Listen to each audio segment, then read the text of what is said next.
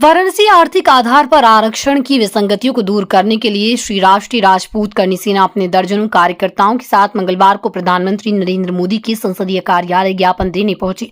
Police ने गुरुधाम चौराहे पर ही बैरियर लगाकर कार्यकर्ताओं को रोक दिया। संस्था के प्रदेश अध्यक्ष राकेश सिंह रघुवंशी के नेतृत्व में जिलाध्यक्ष आलोक कुमार सिंह के साथ दर्जनों कार्यकर्ता जैसे ही गुरुधाम चौराहे पर पहुंचे, उन्हें एसीपी भेलूपुर डॉक्टर अतुल अंजान त्रिपाठी और इंस्पेक्टर भेलूपुर विजय कुमार शुक्ला ने फोर्स के साथ रोक लिया। एक व्यक्ति को प्रधानमंत्री नरेंद्र मोदी के संसदीय कार्यालय पहुंचकर ज्ञापन सौंपने की मांग कार्यकर्ता करते रहे, लेकिन पुलिस ने अनुमति नहीं दी। इस दौरान कार्यकर्ताओं ने हम अपना हक मांगते हैं, नहीं किसी से भीख मांगते हैं के नारे लगाते रहे। इस दौरान जिलाध्यक्ष आलोक सिंह ने चेताया कि यदि हमारी मांगे पूरी नहीं होती है तो हम भाजपा को वोट नहीं देंगे। ये है संस्था की 5 मांग। केंद्र में ईडब्ल्यूएस आरक्षण में राजस्थान की तर्ज पर जमीन और मकान की शर्त हटाई जाए। केंद्र में ईडब्ल्यूएस को भी आयु सीमा से छूट मिले।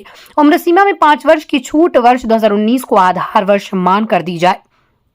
पंचायती राज, शहरी निकाय व अन्य स्वशासी संस्थाओं के चुनाव में भी ईडब्ल्यूएस आरक्षण लागू किया जाए। ईडब्ल्यूएस परीक्षार्थियों को आगामी समस्त केंद्र राज्य की भर्तियों में 1 जनवरी 2030 तक फॉर्म भरने का मौका दिया जाए। हमारी मांगे पूरी करो, पूरी करो, पूरी करो, हमारी मांगे पूरी करो, पूरी करो, पूरी करो। हम अपना हक मांगते, नहीं किसी से भीख मांगते, हम अपना हक मांगते, नहीं किसी से भीख मांगते।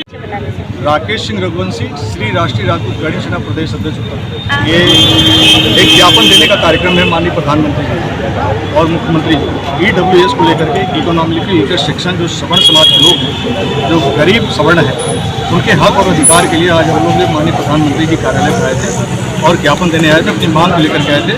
और जो हमारी मांग है वो ये मांग है कि ईडब्ल्यूएस श्रेणी में आने वाले जो सामान्य वर्ग के बच्चे हैं, उनके वो जो गवर्नमेंट ने 2019 में हमको 10% रिजर्वेशन दिया था, उसमें कई सारी विसंगतियां रखी थी। मैं बता देना चाहता हूँ कैसी विसंगति थी।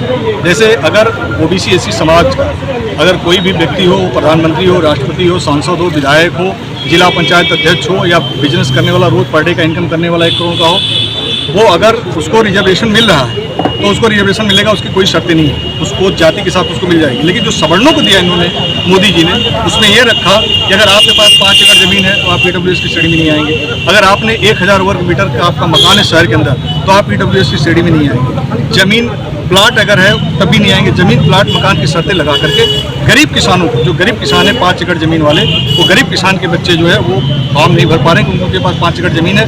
और उसके पीछे रीजन ये रखा कि इससे 8 लाख रुपए की इनकम होती है। लेकिन भारत के नीति आयोग ने, खुद भारत के संस्था नीति आयोग ने उसने बताया कई पूरे 20 साल का रिपोर्ट उठा करके देख लीजिए कि कोई ऐसी खेती 5 एकड़ में करके 8 लाख रुपए की इनकम नहीं की जा सकती। लेकिन इस सरकार ने ये रख करके दुर्व्यवहार किया, भेदभाव किया। उसी संदर्भ में आए कि माननीय प्रधानमंत्री जी, गरीब सवर्णों के बच्चों ने आपका क्या बिगाड़ा है, उनके साथ आप भेदभाव क्यों कर रहे हैं। और जो गरीब सवर्णों के बच्चों की मांग है कि जमीन प्लाट मकान की शर्तें हटाइए, आयु में 5 वर्ष की छूट दी। इसी संदर्भ में हम लोग यहाँ पे ज्ञापन देने आए। जैसे कि ज्ञापन आपने आज सौंपा है, आगे अगर क्या कार्रवाई होती क्या नहीं होती है, उसके आगे का क्या प्रोसीजर है आपका? यह कार्रवाई देखिए, अभी यहाँ से हम लोगों को आश्वासन मिला कि 1 सप्ताह के अंदर आपको पत्र के माध्यम से अवगत करा दिया जाएगा, आपकी मांग को माननीय प्रधानमंत्री जी तक पहुँचाया जाएगा।